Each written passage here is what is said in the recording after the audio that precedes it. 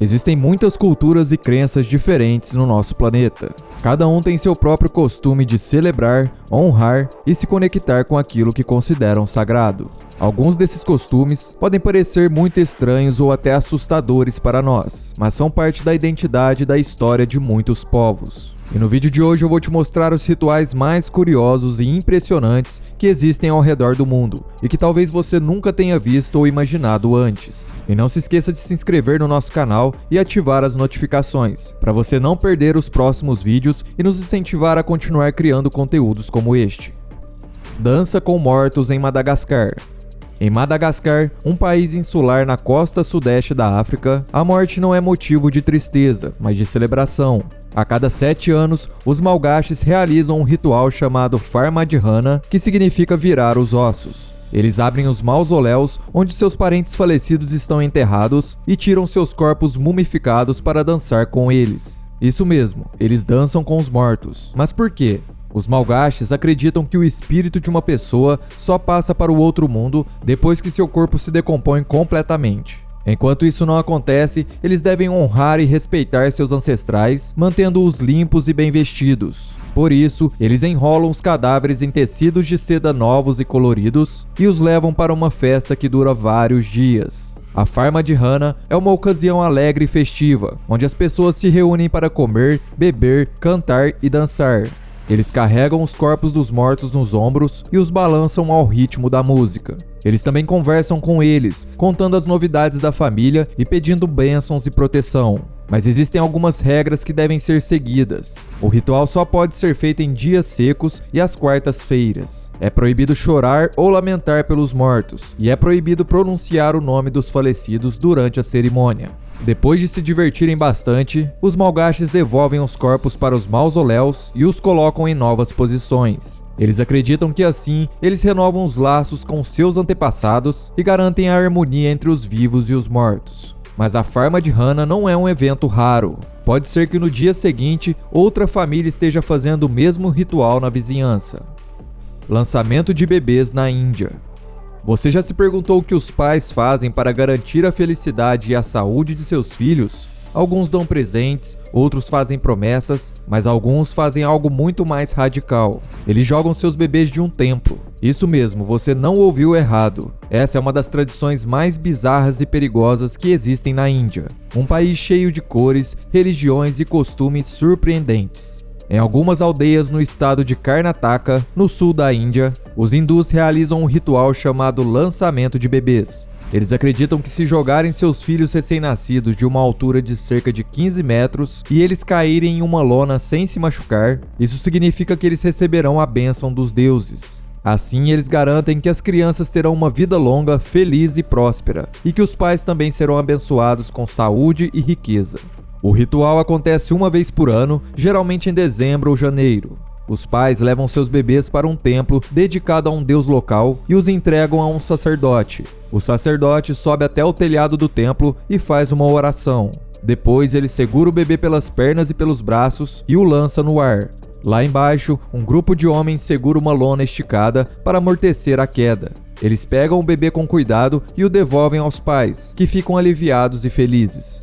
Segundo os moradores locais, esse ritual existe há mais de 500 anos e nunca houve nenhum acidente fatal.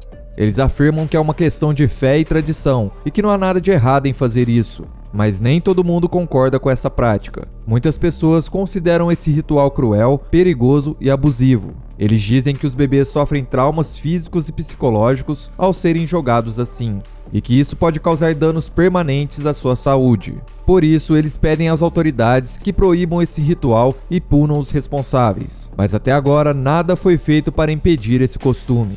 Os hindus continuam jogando seus bebês de um templo como se fosse algo normal e sagrado. Igreja Maradoniana.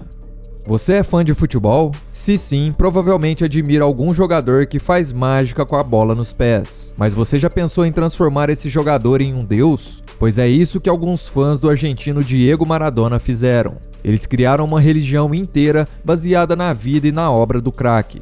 Diego Maradona foi um dos maiores jogadores de futebol de todos os tempos.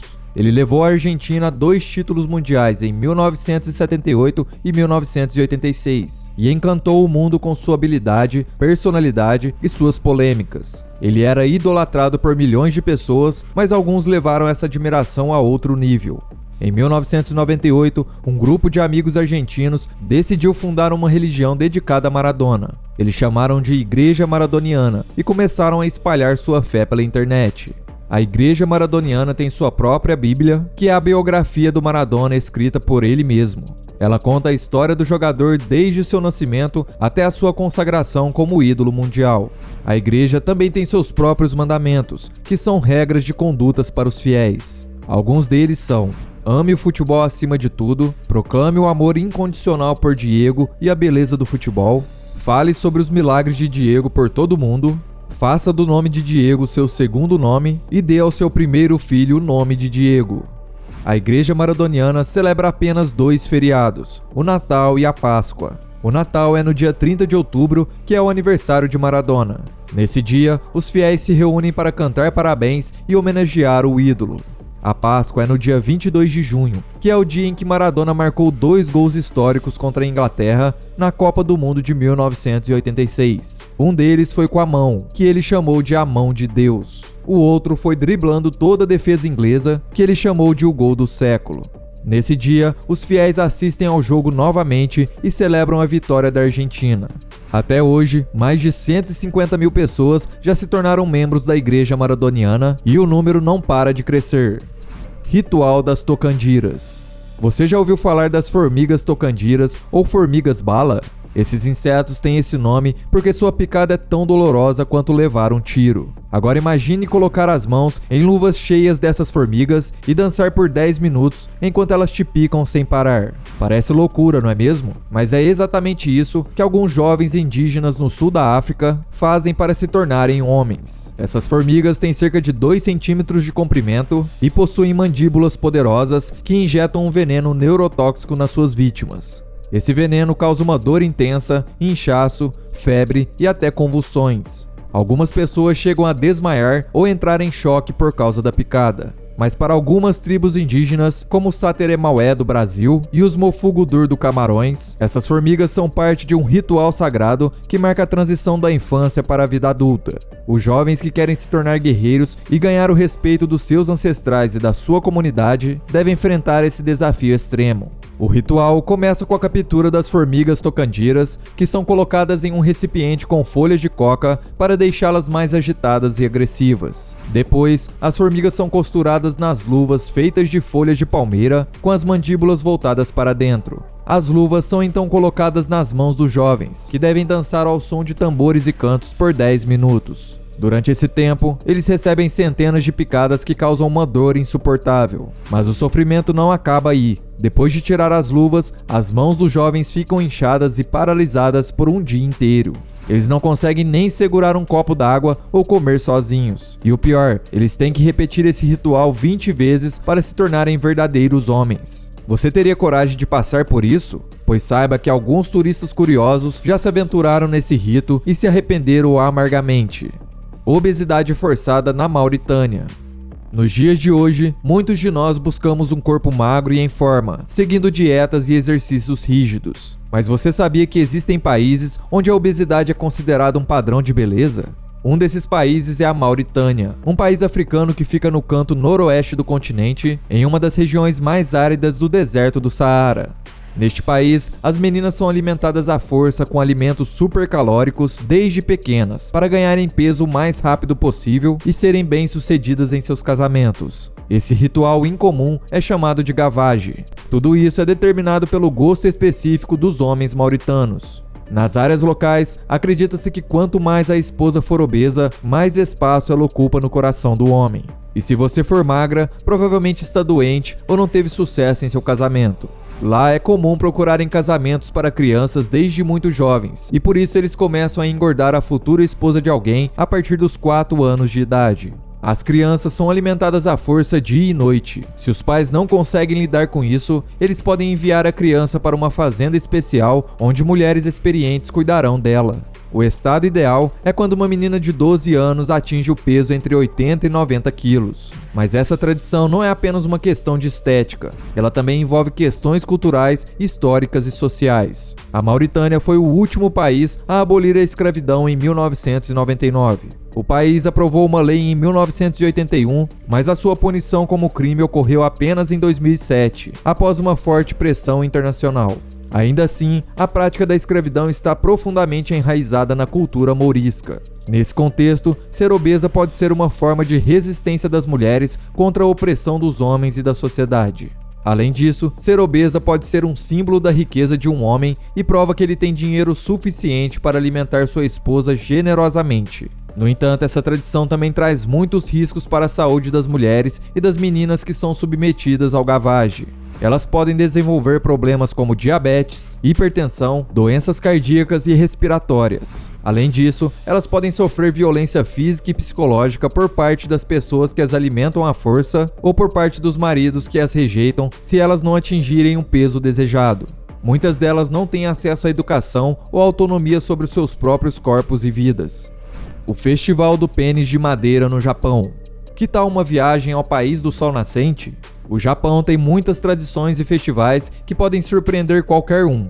Você já ouviu falar do Honen Matsuri? Ele é um festival que celebra a fertilidade e a colheita, e que tem como símbolo um enorme pênis de madeira de mais de 2 metros de comprimento e cerca de 280 quilos de peso. Os japoneses acreditam que essa escultura tem poderes mágicos e pode ajudar as pessoas a terem filhos e os agricultores a terem boas safras. O Honen Matsuri significa literalmente o Festival do Ano Próspero e é realizado todos os anos no dia 15 de março. A lenda diz que nesse dia, a deusa japonesa da fertilidade se casou com seu amado e seu casamento foi um exemplo de prosperidade. Por isso, muitos casais que sonham em ter filhos, mulheres que queiram se casar e jardineiros que buscam uma colheita abundante vão ao festival todos os anos. O festival começa com a retirada da escultura do templo de Shimeisha ou Kumanosha, dependendo do ano, e um desfile pelas ruas da cidade de Komaki, ao norte de Nagoya. Mulheres de 32 anos carregam pequenas cópias desse objeto e os sacerdotes shintoístas tocam instrumentos musicais e abençoam os participantes. O festival dura cerca de 1h30 e depois que os turistas tiram muitas fotos, o pênis de madeira é levado ao templo de Tagatajinja e uma oração é realizada. Nas barracas do festival Honen Matsuri, você pode comprar pequenas cópias do pênis milagroso, doces e sorvetes com o mesmo formato. E também pode beber saquê à vontade, distribuído gratuitamente em grandes barris de madeira. Mas não se preocupe, os japoneses são muito respeitosos e não há registros de brigas, desrespeito ou violência durante o festival. O Honen Matsuri é um dos poucos festivais dedicados à fertilidade, não só das terras e das plantações, mas também dos seres humanos. É uma forma de celebrar a vida e a prosperidade em todas as suas formas. Bungee Jumping Sagrado. Você já pulou de bungee jumping? Essa é uma atividade radical que consiste em saltar de uma plataforma alta preso por uma corda elástica. Muita gente adora essa sensação de queda livre e a adrenalina. Mas você sabia que existe um lugar no mundo onde esse tipo de salto é um ritual sagrado? Estamos falando da ilha de Pentecoste, na República de Vanuatu, um pequeno país no Oceano Pacífico. Lá, os homens das tribos locais realizam um salto chamado Nagol, que significa pular da terra. O Nagol é um ritual ancestral que acontece todos os anos entre abril e junho, quando as videiras usadas para amarrar os pés dos saltadores estão mais fortes. Os homens se preparam para o salto, se untando com óleo de coco e pintando seus corpos com desenhos tradicionais. Depois, eles sobem em uma torre feita de madeira e bambu, que pode ter até 35 metros de altura. E lá de cima, eles se lançam de cabeça para baixo, preso apenas pelos tornozelos com uma videira. O objetivo é chegar o mais perto possível do chão, tocando a terra com a cabeça ou com os ombros. Mas por que eles fazem isso? Segundo a crença local, o Nagol é uma forma de garantir uma boa colheita de inhame, que é o alimento básico das tribos. Quanto mais alto e mais baixo for o salto, mais fertilidade e abundância haverá na terra. Além disso, o Nagol é uma prova de coragem e masculinidade dos homens, que também acreditam que o salto pode curar doenças e afastar maus espíritos. Esse é um ritual tão impressionante que atrai turistas do mundo inteiro para assistir esse espetáculo. Mas não pense que você pode participar desse salto. O Nagol é exclusivo dos homens das tribos locais que têm o conhecimento e a habilidade para realizar esse ritual com segurança. Depois de conhecer todos esses rituais e cerimônias incríveis, você deve estar se perguntando como essas tradições surgiram e se mantêm até hoje. Esse é um assunto para um outro vídeo. No entanto, a fé é algo muito pessoal e cada cultura tem suas próprias crenças e valores. O que pode parecer estranho para nós pode ser sagrado para eles. O que importa é que esses rituais não façam mal a ninguém e desrespeitem a diversidade humana. E você, o que achou desses rituais? Conte para nós aqui nos comentários e compartilhe esse vídeo com seus amigos. E se você gostou desse conteúdo e quer ver mais rituais surpreendentes de todo mundo, não se esqueça de deixar o seu like e se inscrever no canal. Obrigado por chegar até aqui e até a próxima.